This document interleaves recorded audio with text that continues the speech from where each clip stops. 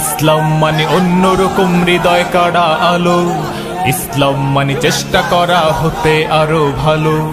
ইসলাম মানে মায়ে ভরা মধুর কোনো ফুল, ইসলাম মানে জানা মাত্র ছেড়ে দেয়া ভুল।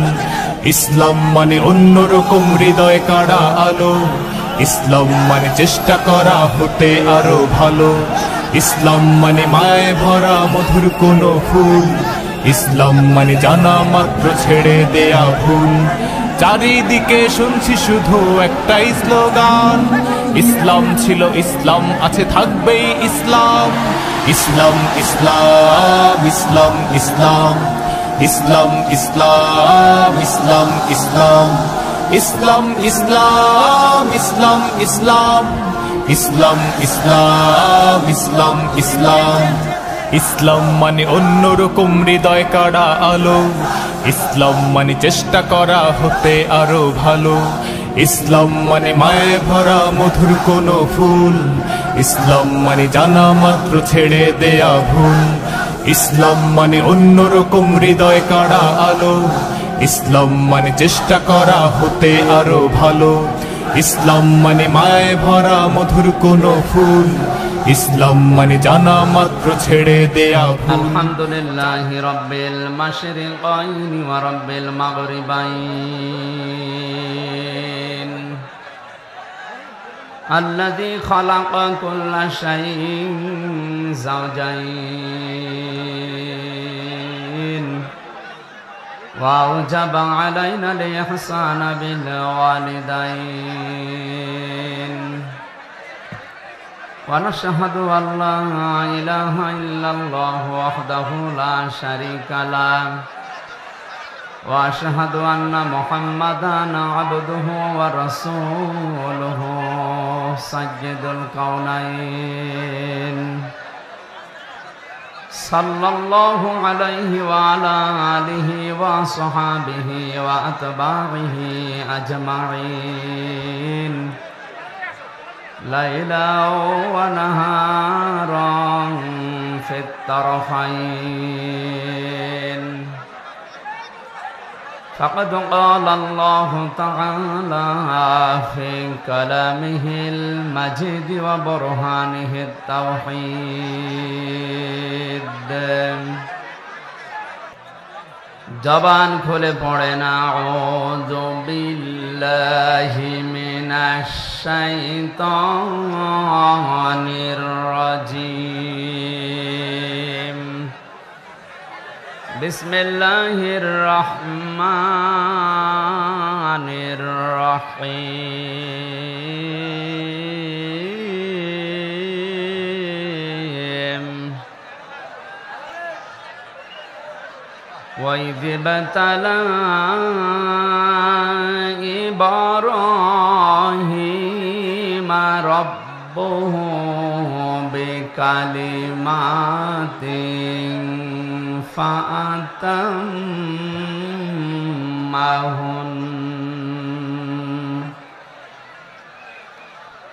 قَالَ إِنِّي جَاعِلُكَ لِلنَّاسِ إِمَامًا،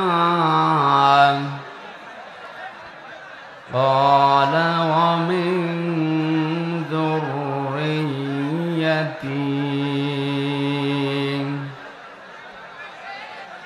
قَالَ لَا يَنَالُ عَهْدِي الظَّالِمِينَ،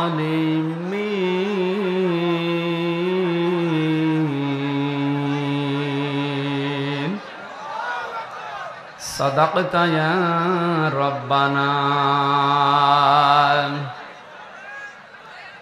عن عبد الله بن مسعود رضي الله عنه একটু খেয়াল করেন,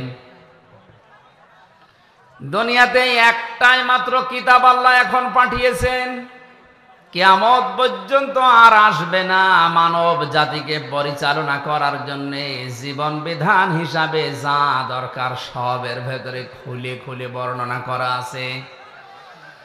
সুতরাং কোরআন শরীফ বাদ দিয়ে পৃথিবীর কোন কিতাব মানুষকে রাস্তা দেখাতে পারে না, হেদায়েত দিতে পারে না।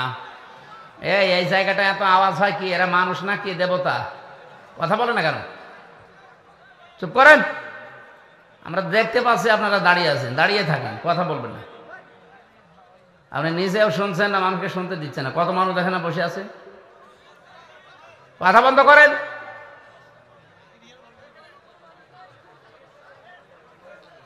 এই এলাকায় স্বেচ্ছাসেবক দু একজন বেশি করে দেন তো। মানুষের বিবেক না থাকলে কি করা যাবে?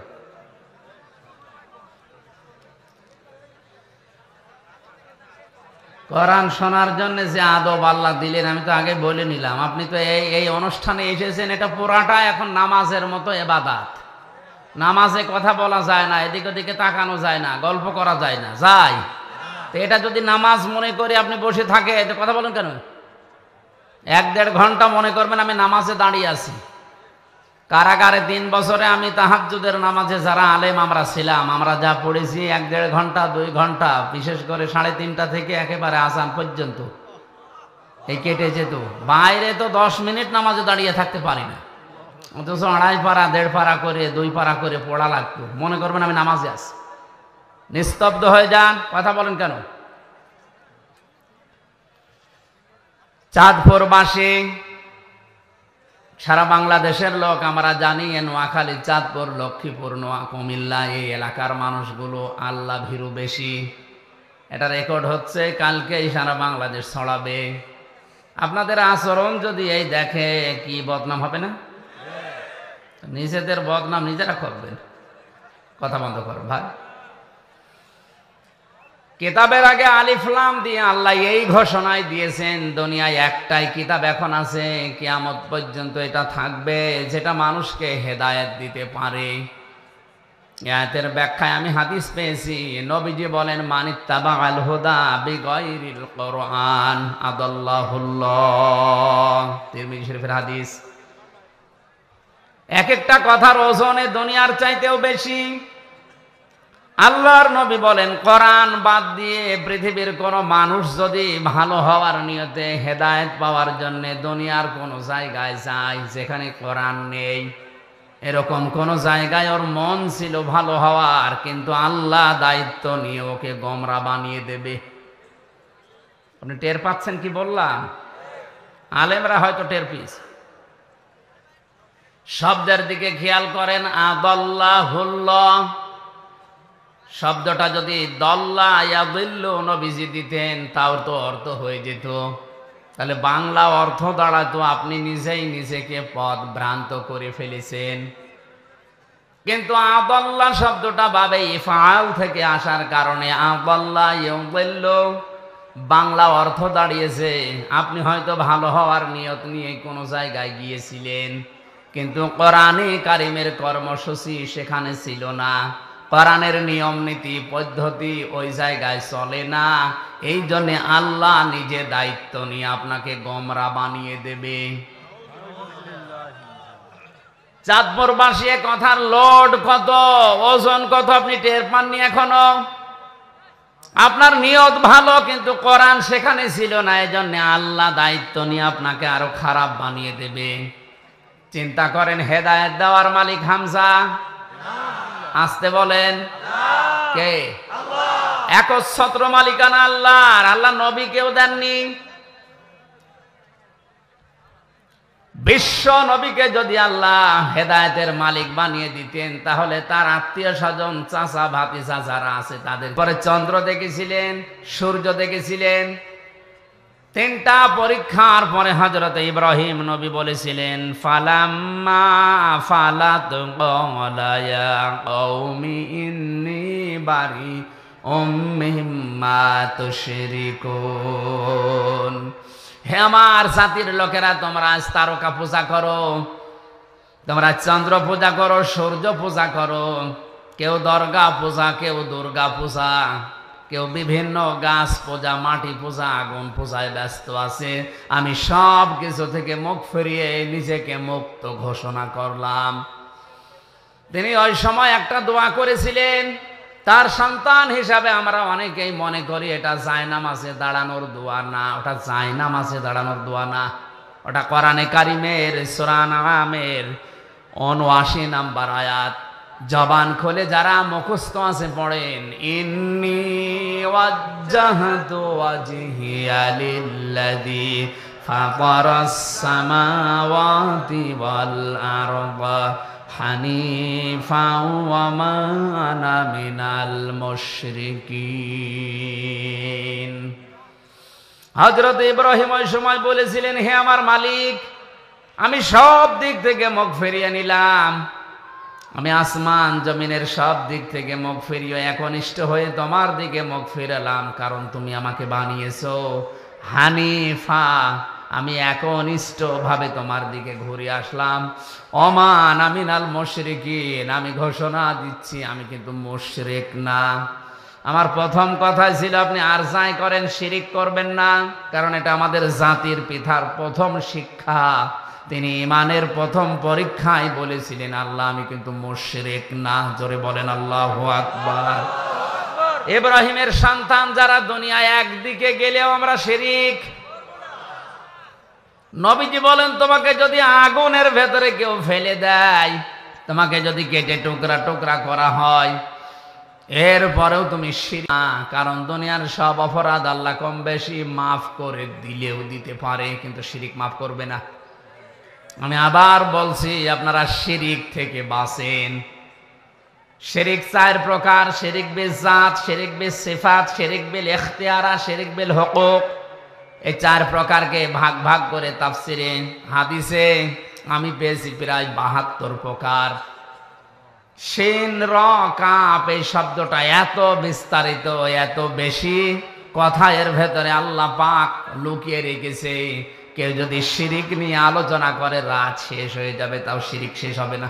অথচ এই সূক্ষ্ম সূক্ষ্ম বিষয়গুলো আমাদের ভেতর অনেকের ভর করে বসে আছে। আমরা শিরিক থেকে বাঁচার জন্যে, শিরিক কি, কত প্রকার, কেন শিরিক হচ্ছে, এই বইটা বাজারে পাওয়া যায়, কিনে নেবেন। আমার সবগুলো পয়েন্ট হয়তো মনে নেই, এই জন্য অল্প কিছু বললাম। হযরত ইব্রাহিম আলাইহিস সালাম ইমানের প্রথম পরীক্ষায় তিনি পাশ করেছিলেন, আল্লাহকে তিনি নিজে খুঁজে বের করেছিলেন। আর আমরা তার সন্তান, আমাদের চোখে আঙ্গুল দিয়ে দেখিয়ে দেওয়ার পরেও আমরা পাইতে চাই না। কথা বলা লাগবে। আলেমরা আজ অনেকেই জীবনের উপরে রিস্ক নিয়ে জাতির পিতা ইব্রাহিম আলাইহিস সালামকে যে পরীক্ষাগুলো আল্লাহ করেছিলেন, তিনি নিজে খোঁজ করে করে বের করেছিলেন। আর আমরা আপনাদের চোখে আঙ্গুল দিয়ে হাতে কলমে দেখিয়ে দেওয়ার পরও আপনি ফিরে আসতে চান না। দ্বিতীয় পরীক্ষা করেছিলেন আমার আল্লাহ, তাকে বাধা দিয়েছিলেন। ইমানের উপরে টিকে থাকতে গেলে যে বাধা আসে, আমাদের জাতির পিতায় বাধা পেয়েছেন না পান নাই? সর্বপ্রথম বাধা এসেছিল তার ঘর থেকে। কথা বলে না কেন? আজ ইমানের উপরে টিকে থাকতে গেলে বাধা আসতে পারে কোন জায়গা থেকে? আসছে না অনেকে? তার বাবা বাধা দিয়েছিল ঘর থেকে, সমাজের বাধা এসেছিল, রাষ্ট্রের বাধা এসেছিল, এমনকি তাকে বনবাস পর্যন্ত দেওয়া হয়েছিল। সারা জীবন ইব্রাহিম নবীর জীবনী বিভিন্ন কায়দায় শুনেছি, কিন্তু বনবাসে যাওয়া এটা যে কত কঠিন, 3 বছর এক ঘরের ভেতরে থেকে কিছুটা হলো টের পেয়েছি। আমাদের জীবন মুক্ত জীবন, একটা মানুষকে 24 ঘন্টা যদি একটা ঘরের ভেতরে তালাবদ্ধ রেখে দেওয়া যায়, আমি যতটুকু বুঝলাম ও মানুষটা এমনি পাগল হয়ে যাওয়ার কথা। ইব্রাহিম আলাইহিস সালামকে বনবাসে পর্যন্ত ইমানের পরীক্ষা দিতে যেতে হয়েছিল। কথা বলেন ঠিক কিনা? এরপরে তার হিজরত করা লেগেছে। সন্তান কলিজার টুকরা 80 বছর বয়সে যেটা হয়েছে, তাকে জবাই পর্যন্ত করা লেগেছিল। কথা বলেন না কেন? যদিও জবাই হয়নি, কিন্তু পরীক্ষা তো দিতে হয়েছিল। এরপরে আমার আল্লাহ তাকে দিয়ে কাবা নির্মাণ করিয়ে পরীক্ষা ওই সময় নিয়েছে। এরপরে সবচেয়ে বড় পরীক্ষা তার জীবনে, যেটা আগুনের ভেতরে ফেলে দেওয়া। এটা সারা জীবন শুধু শুনেছেন, একটা মানুষকে জীবিত অবস্থায় আগুনে ফেলে দেওয়ার সময় যে দৃশ্য তৈরি হয়, এটা যে কত বড় কঠিন পরীক্ষা, সম্মুখীন না হলে বুঝবেন না। আমাদের জাতির পিতা ইব্রাহিম আলাইহিস সালামের আগুনের পরীক্ষা দিয়ে তিনি কি লস হয়েছে? কথা বলেন। ফেরেশতা এসেছিল জিবরাইল, মিকাইল, ইসরাফিল, কত ফেরেশতা এসে বলেছে সাহায্য লাগবে, বলেন বিশাল অগ্নিকুণ্ড আমরা সব উল্টাপাল্টা করে দেব। ইব্রাহিম আলাইহিস সালাম ওই সময় তিনি বলেছিলেন, আমি এমন কোন অন্ধ আল্লাহর ইবাদত করি না যিনি তার বান্দাকে আগুনে পড়ে থাকতে দেখার পরেও কিছু মনে করে না। উনি যদি চায়, ওনার যদি ভালো লাগে যে আমি আগুনে পড়লে উনি খুশি হন, ওই রকম মালিককে খুশি করার জন্য আমি ইব্রাহিম 100 বার আগুনে পড়তে রাজি আছি। আল্লাহ রাব্বুল আলামিন ওই সময় তাকে জানিয়েছিলেন, ক্বালা ইন্নী জাইলুকা লিন্নাসি ইমামা। হে ইব্রাহিম, তোমার এই কঠিন পরিস্থিতিতে কথা বলাটা আমি আল্লাহ এত বেশি পছন্দ করেছি, যত মানুষ দুনিয়ায় আসবে এখন যারা আছে সবার জন্য আমি তোমাকে নেতা বানিয়ে দিলাম। তুমি শুধু মুসলিম জাতির নেতা না, লিন্নাসি ইমামা, যত মানুষ আসবে দুনিয়ায় সবার জন্য তুমি নেতা, তুমি নেতৃত্ব দেবে। খেয়াল করবেন এবার, হযরত ইব্রাহিম ওই সময় সঙ্গে সঙ্গে প্রশ্ন করেছেন, ক্বালা ওয়া মিন যুররিয়াতি। হে আল্লাহ, এই নেতৃত্ব দেওয়ার গুণাবলী এটাকে শুধু আমি একাই পেলাম, নাকি কিয়ামত পর্যন্ত আমার সন্তানাদি যারা আসবে এরাও এই দায়িত্ব পাবে? আল্লাহ পাক সাফ জানিয়েছেন, ক্বালা লা ইয়ানালু আহদিজ যালিমিন। হে ইব্রাহিম, পাবে তোমার সন্তানদের ভেতরে তারা নেতৃত্ব দিতে পারবে, নেতা হতে পারবে, কিন্তু জালেম যারা তাদের জন্য আমার কোনো ওয়াদা নেই। এনালু এটা মজারে, বর্তমান, ভবিষ্যৎ, প্রেজেন্ট, ফিউচার। জালেমদের জন্য নেতৃত্ব দেওয়া জায়েজ নেই, নেতা হওয়া জায়েজ নেই। অথচ তামাম দুনিয়ায় যারা জালেম এরাই নেতৃত্ব দিচ্ছে আর আমাদেরকে ফতোয়া দিচ্ছে। নবীজি বলেন, ইত্তাকি দাওয়াতাল মাজলুম ফাইন্নাহা লাইসা বাইনাহু ওয়া বাইনাল্লাহি হিজাব। হে আমার উম্মতেরা, আর যাই করো মজলুমের বরদোয়া থেকে বেঁচে থাকবা, কারণ মজলুম যখন বরদোয়া করে তার ভেতরে আর আল্লাহর ভেতরে কোনো পর্দা থাকে না। বাংলার মানুষেরা আপনার হাতে পায়ে ধরে বলছে, 3 বছর কারাগারের জীবনে আমি যা দেখলাম, এই দেশে সব চাইতে বেশি হচ্ছে এখন জুলুম। হাজারো মানুষ এই অন্ধপ্রকোষ্ঠে জুলুমের শিকার হয়ে বসে আছে, অথচ কিছুই জানে না। সব চাইতে ভয়ঙ্কর আয়াত আমার কাছে কোরআনে কারিমের সূরা শুরা 25 নম্বর পারা 6 নম্বর পৃষ্ঠা 13 নম্বর লাইনের 42 নম্বর আয়াতটা মনে হয়েছে। আল্লাহ পাক বলেন, ইন্নামাস সাবিলু আলাল্লাযীনা ইয়াযলিমুনান নাস ওয়া ইয়াবগুনা ফিল আরদি বিগাইরিল হক উলাইকা লাহুম আযাবুন আলীম।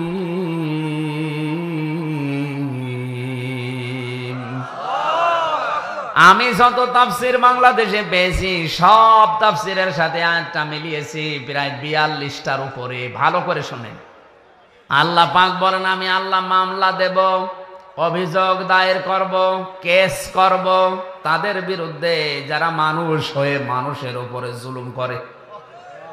বাংলার মুসলমানের এখানে ইয়াজলিমুনান নাস, ইয়াজলিমুনাল মুসলিমুনা নেই, যে মুসলমানদের উপরে যারা জুলুম করছে।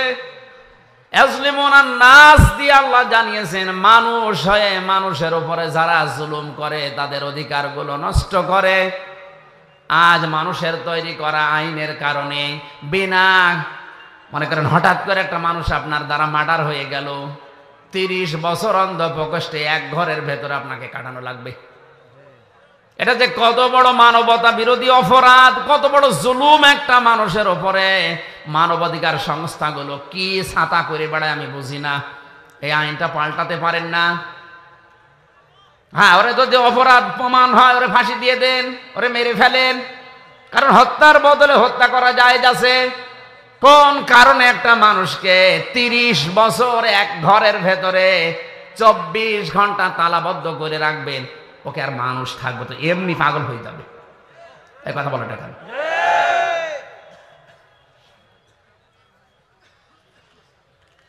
আর এই কাজটা বেশি করে যারা বউ মার্ডার করে, তাদের অধিকাংশ আমার মনে হয় 100 জনের প্রায় 30 জন তো হবে। 100 জনের 30 জন, ওখানে 10,000 মানুষ ছিলাম আমরা, 100 জনের 30 জন এই মামলার আসামি বউ মার্ডার, শুধু বউ মার্ডার। এই জন্য ওখানে টুকে টুকে রেখেছিলাম। বাইরে এসে এই 1 মাসের ভেতরে আমি 2টা বইও করেছি যে দাম্পত্য জীবনে কলহ এবং তার সমাধান কি দেওয়া যায়। কারণ অধিকাংশ মানুষ এই হঠাৎ করে যে কোনো কারণে রাগের মাথায় বউ মেরে ফেলে, 30 বছর এক ঘরের ভেতরে কাটানো লাগে। আর একটা মানুষ জেলে গেলে শুধু সে নিজে জেল খাটে, তার পরিবার ধ্বংস হয়ে যায়। কথা বলেন না কেন? সুতরাং কোনো কারণে যেন এরকম কোনো অকারেন্স করে ফেলবেন না। এই জন্য বইটা আপনি নিয়ে যাবেন, স্ত্রীকে পড়াবেন, নিজের জন্য আর একটা নেবেন। 2টা লিখেছি, একটা পুরুষের একটা মহিলাদের। বই শেষ হয়ে গেছে, 100টা আছে, এখানে আছে। মঞ্চে থাকলে যাদের লাগে শিক্ষিত মানুষরা নিয়ে যাবেন, এটা দরকার, খুবই দরকার। আসলে বাস্তবে তো দেখে আসলাম কি কান্নাকাটি করে একটা মানুষ। হয়তো যে কোনো কায়দায় বউটা মেরে ফেলেছে, এখন 30 বছর এক ঘরের ভেতরে তারা থাকা লাগবে। বলেন একটা মানুষের ওপরে কত বড় জুলুম এটা। আপনি থেকে দেখেন তো 10 দিন একটা ঘরের ভেতর তালাবদ্ধ, এমনি পাগল হয়ে যাবে। আর 30 বছর, একে কল্পনা করা যায়?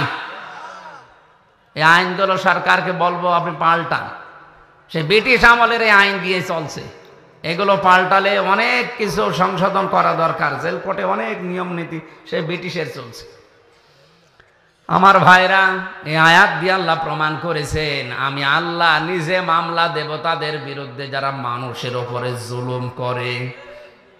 আপনি হিসাব করেন আল্লাহর মামলার আসামি কিনা। এই আয়াত পড়ার পরে আমার যেটা মনে হয়, বাংলাদেশে এখন হাজারো মানুষ আল্লাহর মামলার আসামি। আমি সহ অনেকে যারা নিরপরাধ ভাবে জীবন থেকে 3টা বছর, 10টা বছর, 15 বছর নষ্ট করে দিল, আপনি তো আল্লাহর মামলার আসামি।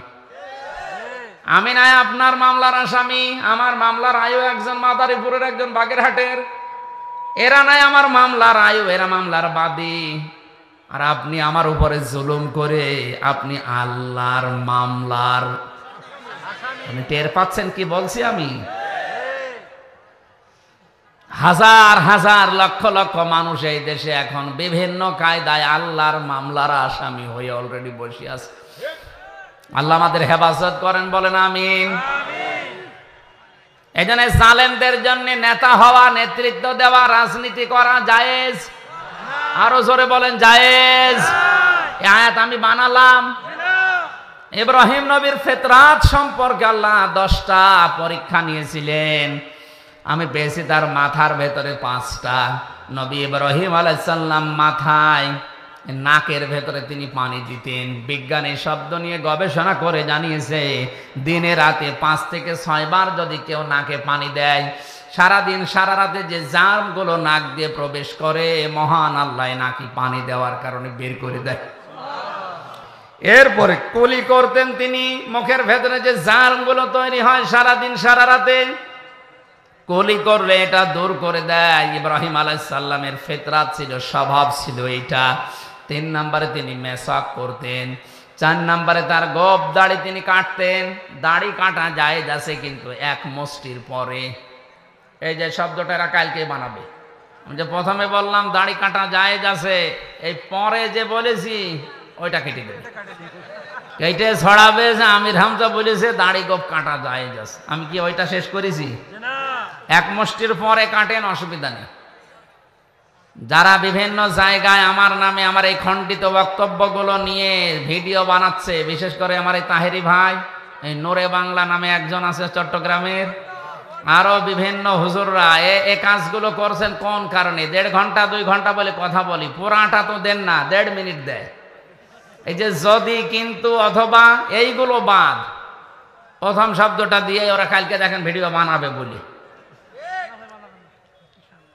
এখানে যারা ইউটিউবার আছেন, এই যে কাট দেওয়া আছে, এগুলো ছাড়া উল্টা পাল্টা করেন না ভাই। আপনার কারণে আমার জীবন থেকে 3টা বছর গেল। আবার যদি উল্টা পাল্টা করে আমারে আটকে রেখে আপনার লাভ আছে?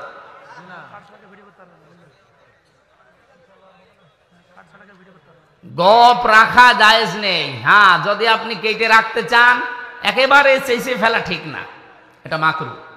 একেবারে চেঁচে ফেলা ঠিক না। যদি অবস্থান একেবারে না থাকে, উপায় না থাকে, তাহলে চাষি, কিন্তু একেবারে ছোট ছোট করে রাখবেন।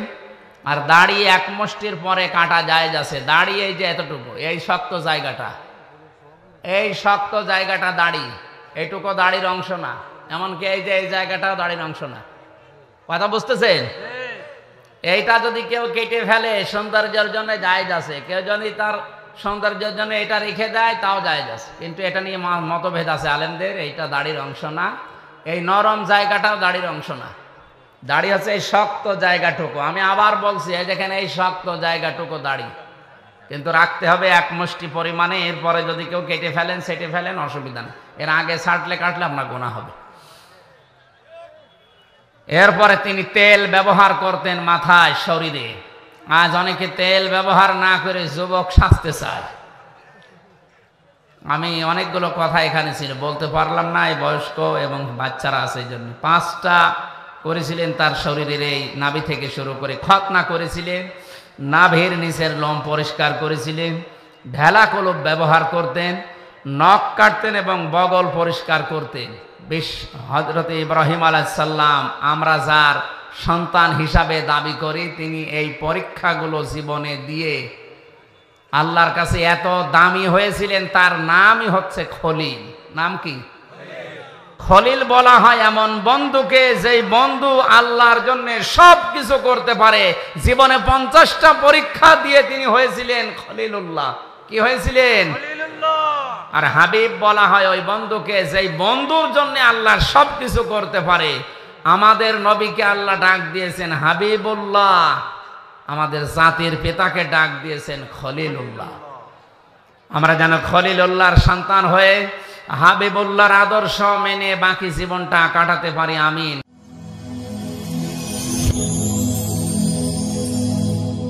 Rose TV 24. Enjoy by listening to the Holy Quran.